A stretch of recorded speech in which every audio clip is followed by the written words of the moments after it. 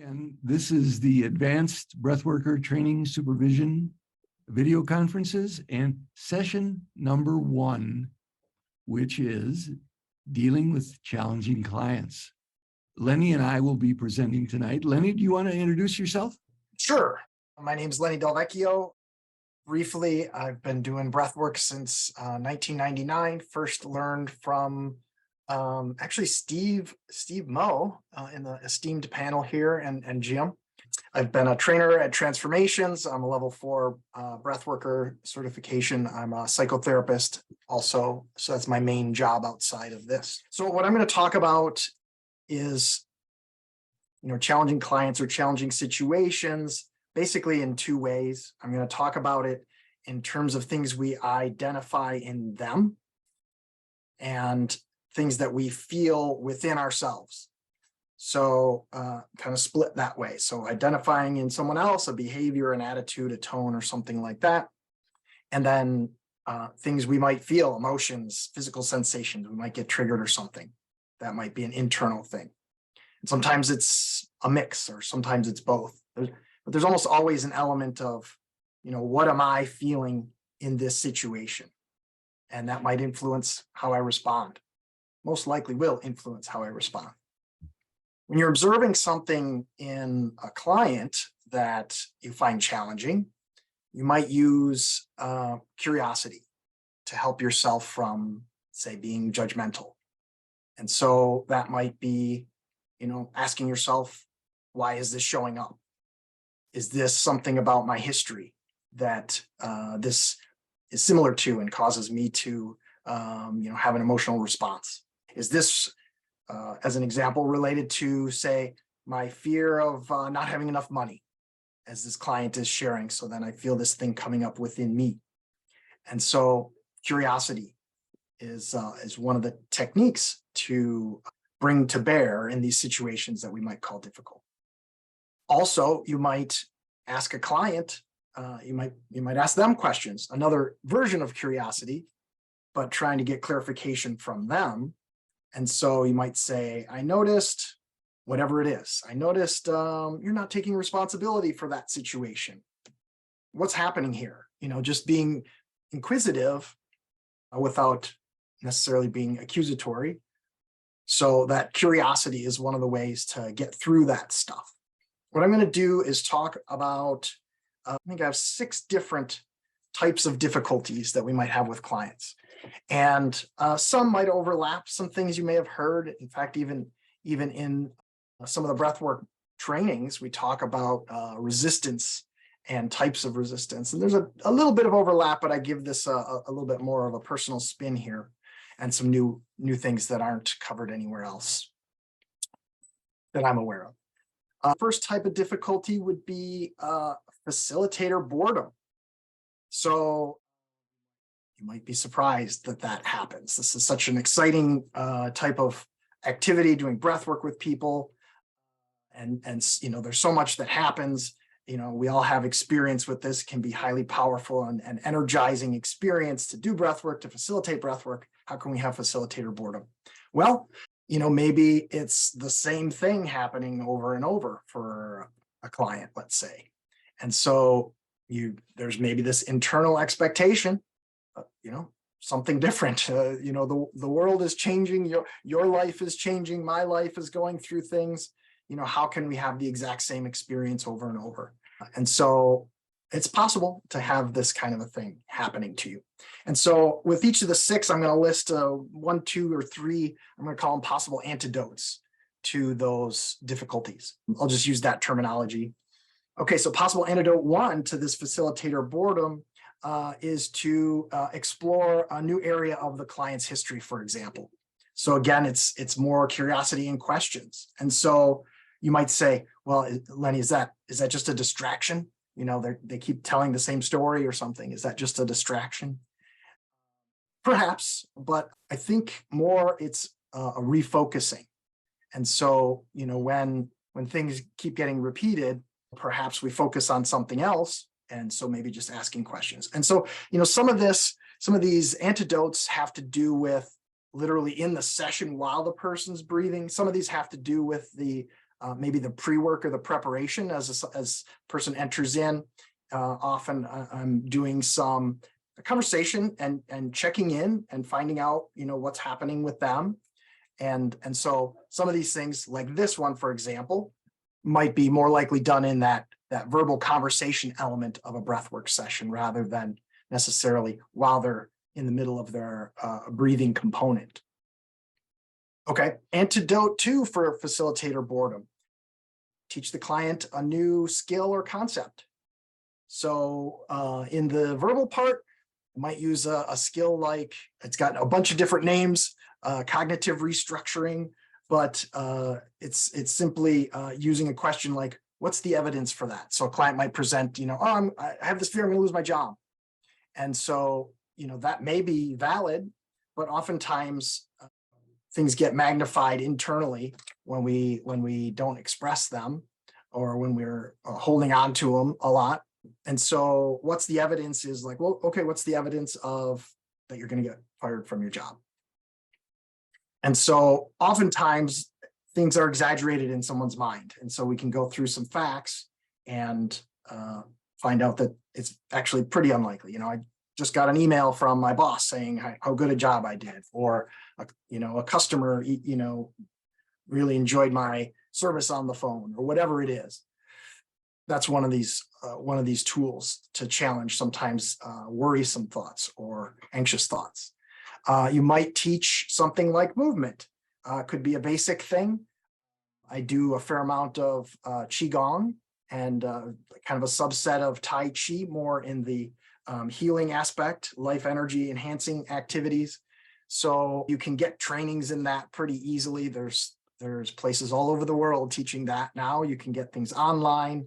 You don't have to be an expert to do some basic things like that, some basic movement, or maybe you're someone who dances, and so maybe you use your ability there, or someone who does some sport or something like that. You can bring to bear some of your knowledge that way.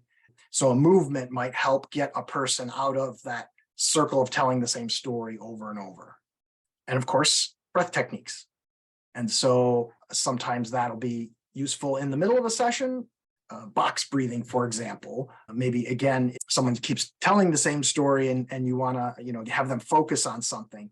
And so a breathing technique like that might work. Or you might have them focus their breath on an area that they feel most intensely. So like a body scan and if they're in the middle of a breathwork session. Or you might actually have them modify their technique, their inhale, the speed and depth, exhale, speed and depth, if there's a holding at all. Generally, there isn't with this kind of breath work, but sometimes you might do something like that if someone's kind of in this pattern and stuck, and you get the sense that they're not progressing. Possible antidote number 3, change the setting. That could be where you're meeting, yes, in that simple sense. Maybe you go for a walk at the beginning of your session to change that way. Or maybe you decide to have a breathwork session at a pool or go to a lake or something like that. And so changing the setting can be a way to get someone out of that pattern, that habitual, same story, same repetition over and over. Okay, difficulty number 2, facilitator feels unprepared or underprepared. And so maybe some of these are obvious. Antidote number 1, study up. Some of that is this here, being here and learning from trained colleagues, even beginner colleagues. It doesn't matter. This is one of those ways to improve your skill set, this class. Take a class online, read a book, practice an intervention. You might learn a different type of breathing technique or another intervention, a movement that you incorporate with breath. And I'll just say, I recommend always practicing those things on yourself or with yourself prior to using them with a client. Consultation, and I'll say consultation is another antidote to feeling unprepared. Learning from peers, and this is something that it's not over if you've done it once. Let's say for a given client in a given situation, there's always something to gain from consultation in my estimation. Sometimes we feel like we have to know it all. We have to know this and that. We should know this by now. But I discourage that thinking, again, the curious, open thinking, and you'll never know it all. No one will.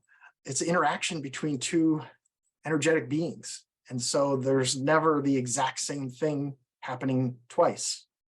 Different perspectives can help shine a light on something and help you to get through that or learn something quicker than, say, the book method or the class method. So consultation. And then referring out. At times that's appropriate. People will judge themselves harshly. Oh, that's a failure if I have to refer somebody out. That means I don't know enough. I disagree with that. I think it's necessary at times. And again, we want to put the client's need or the client's benefit first or of highest importance. And so if you're not experienced or you don't feel comfortable working on a topic that this particular client is bringing to bear, then are you serving them best by keeping them in your breathwork sessions? I think not. My quick answer is I think not. And so sometimes it's appropriate to refer to someone else who may have specialized expertise or knowledge or experience. So it's not a failure. It's actually helping the client in the greatest way that you can. Difficult situation 3 is client intellectualizing.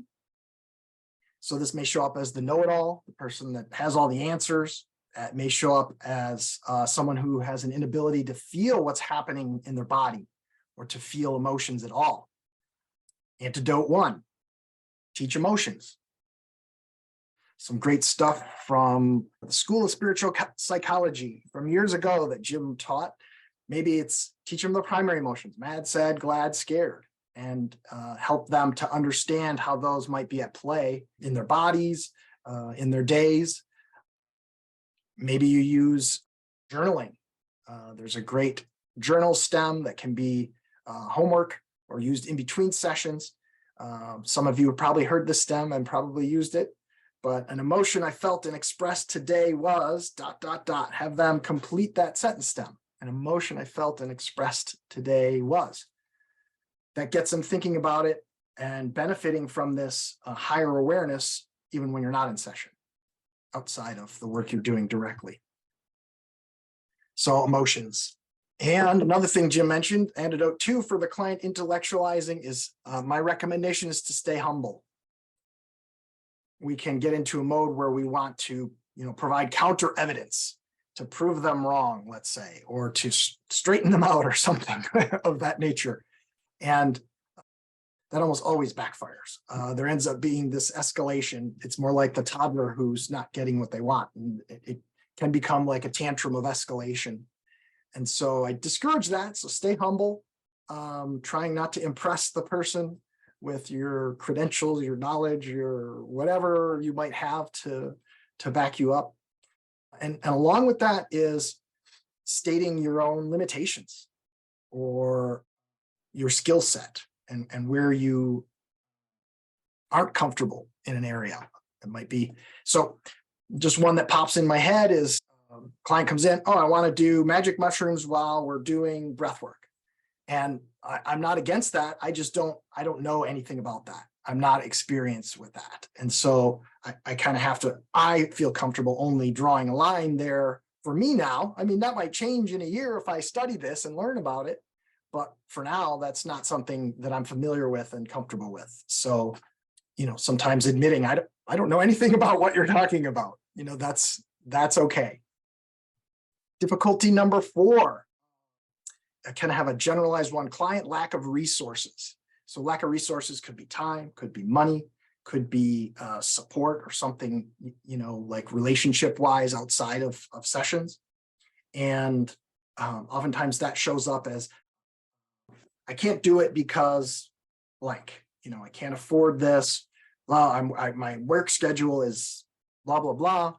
And so often it's a I can't do it. And so what I say with that is my one word antidote is negotiate. And that could be, yes, about fees, could be.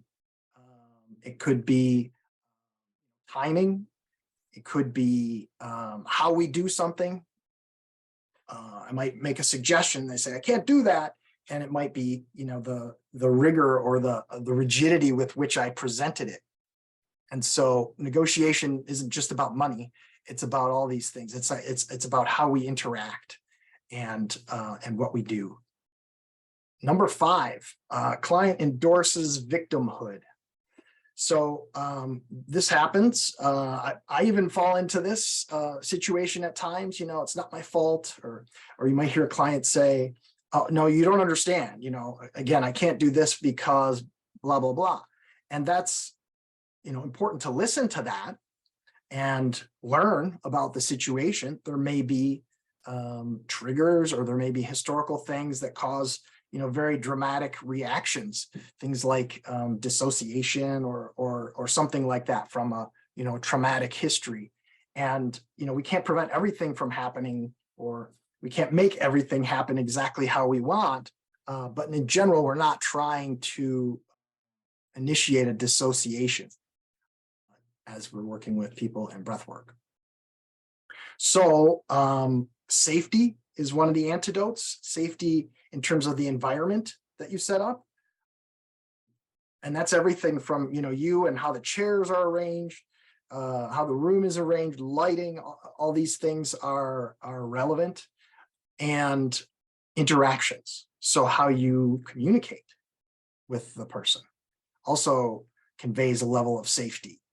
And so, those are important for people to feel comfortable enough to do maybe deeper work, and to start to see where they can make a shift, or where they can explore something that's maybe it's been too hard in the past, but now I feel a little safer. I feel more comfortable exploring something difficult. And so that leads to the second antidote for this victimhood is empowerment, is my one word, empowerment. And so rather than certainly making someone do something, we don't want to do that. What are you willing to do? And so that might be in a session. What are you willing to do, about this pain in your arm? Maybe it's energetic, symbolic. I'm willing to breathe into my arm, for example. But even just that question, what are you willing to do, starts the empowerment thing. And then they start to have communication about what it is that they want. And that starts to create a tip in that victimhood balance. So empowerment.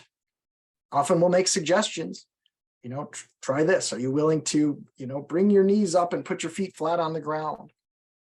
And, but with an open-ended question, as in, they get to say no, but it's okay to still make suggestions.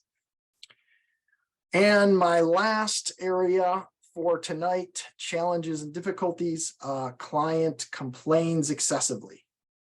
This is a kind of another version of point 1, some repetition, let's say, from point 1, but this one's a little bit different. It's more specific to complaining. And so, for example, oh, my boss doesn't understand me, he never listens, blah, blah, blah, blah, blah. So I encourage engagement. That's my antidote to that complaining. And so it's like, okay, maybe we send an email to your boss with some background on this, whatever, this issue, this work issue. Maybe I encourage a meeting to be arranged so that the boss can understand you. So rather than complain and just accept, is there a higher level of engagement that can help turn this around? Antidote 2 is actually engagement part 2. So example 2 is, oh, it's so hard to make friends. One of many examples. And so maybe you encourage attending a workshop so that people can hang out with other people who maybe have similar interests, and therefore there's a greater opportunity to spark a relationship. I've had great success with an app called Meetup, or a website, meetup.com. And so, for example, in Milwaukee, there's probably 10,000 groups happening in a given week about hiking, people meeting for hiking, people meeting to watch films, to read books, to eat certain foods, or wine clubs and things like this. So, I found a meditation group through that app. I've had clients, meet up and do walks along the lake as a meeting. So I've had success with it. I know that's a moving target. A lot of these apps change quickly, so I'm not sure that I have the, what's the latest way, but I've had success with that one. A new hobby, for example. So again, that's another form of engagement to get out of the poor me or it's hopeless, starting to engage and create, for example, to shift out of that. Antidote, I guess, two, or depending on how we're counting, activism. So for the complainer, activism. So, we're going to die from climate change, global warming. There's nothing we can do at this point.